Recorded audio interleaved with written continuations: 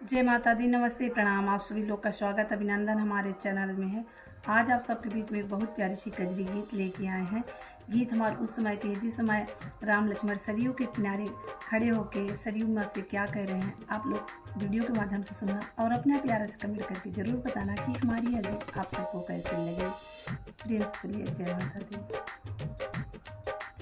हरे रामा सरयू किनारे दोनों भैया मांगी रहे नैया रे हरी। हरे रामा सरयू किनारे दोनों भैया मांगी रहे नैया रे हरी। सोने की थाली माझे मना बनायो, सोने की थाली माझे मना